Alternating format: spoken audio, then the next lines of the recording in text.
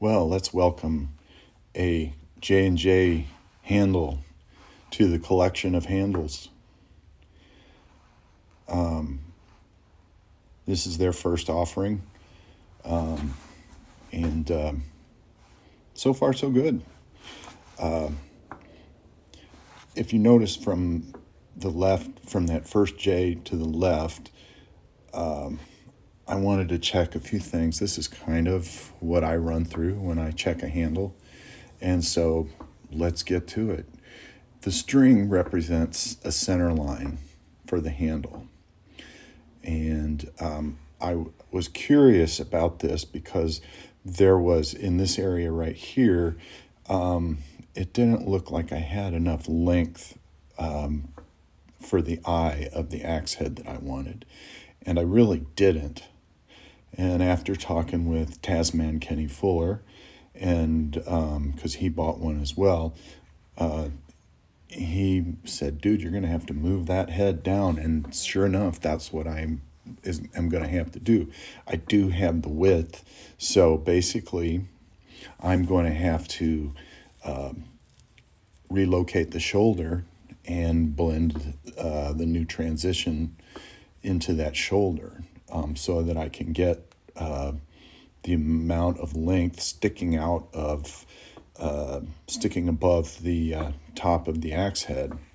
So I established a center line, and the way I checked it with the center line is I put 2 marks on the handle, dead center, and then stretched the string through. Then I took measurements. Those are based on measurements, dividing it in half at each point, and then making the marks carefully. And then, after I established that, then you can see my measurements on the head, or the eye, and the measurements all check out. The most important measurements being the back of the eye to the center line, those two being parallel or being the same measurements is really important. Like I said, we're moving that axe head down, so we're relocating the shoulder. And everything from the shoulder to the left is going to be the same. It's going to be parallel to the center line. So we need to keep that in mind. We're going to reblend the transition into the shoulder. And so that'll require blending into the back, and then the belly we'll leave alone. So basically, I think we're good to go with this one. So this is crucial. These measurements here check out, especially the measurement between the center line and the back of the eye. If you don't have parallel, you're gonna fight your pole being parallel to the center line of the axe. So one other thing is, you really can't use the lathe marks on the end of the on either end, because the turning axis is not always the same as the center line of the handle. So I'm just making you aware of that. You cannot rely on those dots on either end. So the major relationships, the major principles of an axe handle, they're all here. So this is a major relief as far as when you're checking out a handle. This is something that's going to make a great axe build. Now I want to stress also, this is probably, since the eye is not pre-cut for an axe, this is more of an intermediate type of hafting project. This is not something that I would jump into and just start hacking away at it, plan it. I'm also liking their wood selection. This is a very old tree. It's sapwood. It's going to make a nice handle. It's going to hold up. The note that they put in there with their moisture content and the handle, right on, fellas. So yeah, I mean, everything you want to see here is here. Let's talk real quickly about the wood, the back of the eye with relation to the wood. What if you're not parallel to your center line of your handle? Well, you're going to have to make that. That's going to be your first order of business, is to make that parallel to your center line of your handle. Otherwise, you're going to really be fighting it. So, and then you have to determine, once you make that parallel to the center line of your handle, then you need to figure out if you have enough width for the eye of your axe. Okay. Now the first thing we're going to look at is this eye. And I'm going to try and get this in the vise a little bit better. Hopefully we can see this better. This is going to be really the most critical step of the layout process. And when I do a custom build for somebody, this is what I do every time. Yes, I could haft one by eye, but I'm a carpenter. I like following center line. Aim small, miss small.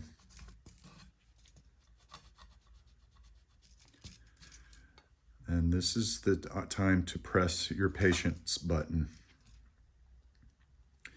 because this line is not only going to determine orientation of the axe, it's going to determine the kerf as well. This line will be the kerf for the wedge. And so you, with pencil, you can kind of, now see, that looks smaller than that. So we're gonna jack around with this until we get it right.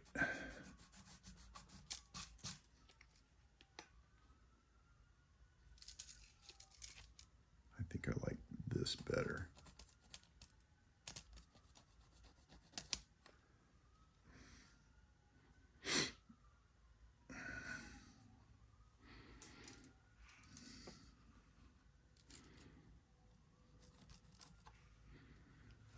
Now this is small enough that when I cut my kerf, if I hold the saw to this side, then I will pretty much be equal. I really, really try to shoot for equal. To me, there's nothing worse than two different sizes, or two different, these not being equal. Okay, what we have is a piece of packing tape and the axe head, the bottom of the axe head. Make sure you figure out what is the bottom of your axe head. Generally, the smaller eye is going to be on the bottom, the larger eye is going to be on the top. Now I'm going to take my thin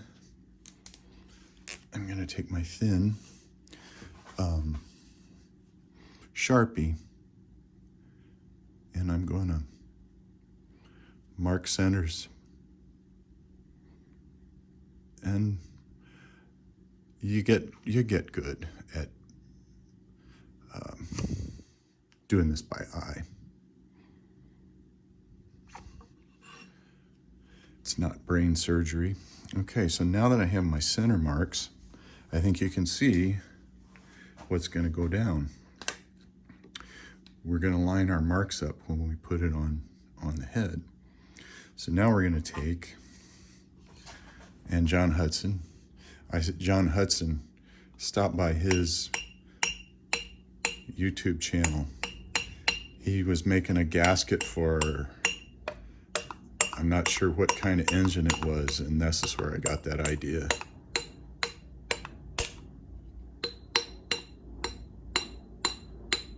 So you're just hitting that corner,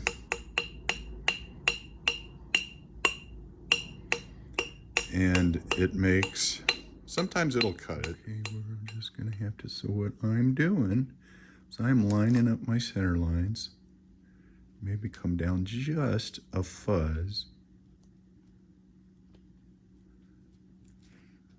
And the other thing about this is you want to choose an axe head that you don't have to take a whole bunch of material off. So we're going to carefully take an X-Acto knife and we're going to cut. We're going to finish this little guy.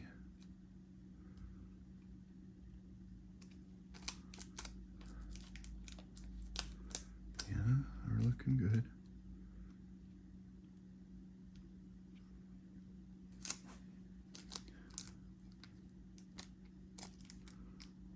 Hey boy, that's getting hard to see there. And you don't have to use packing tape. I've used masking tape before, but just go careful.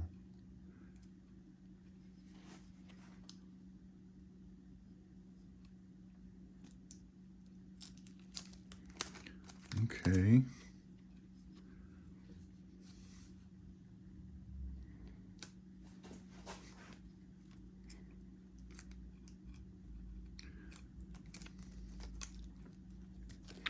Oh yeah, now we got her.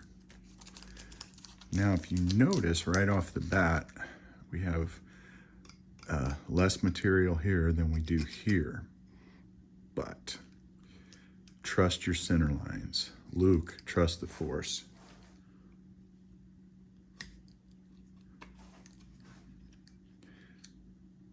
You'll be glad you did. Okay. Center line of axe, center line of handle, lined up.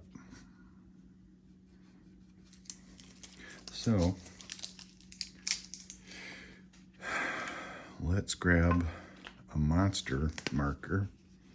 Actually, I don't know if I'm going to need a monster. Well, I can't find my other one. Okay, so now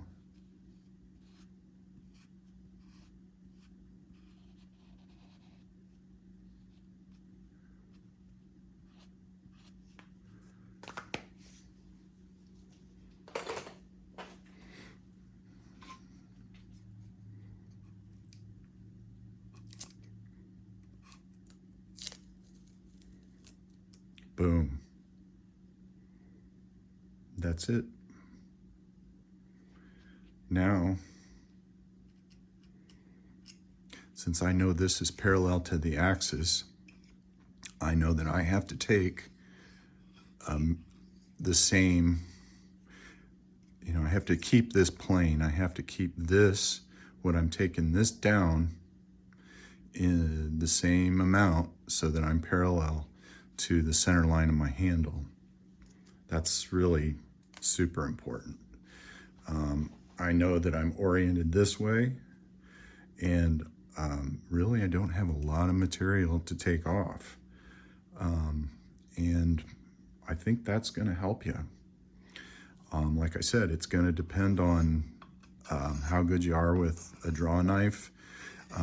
On this one, I'd probably use a spoke shave because there's minimal material that needs to come off. But this is going to set you up for a good haft.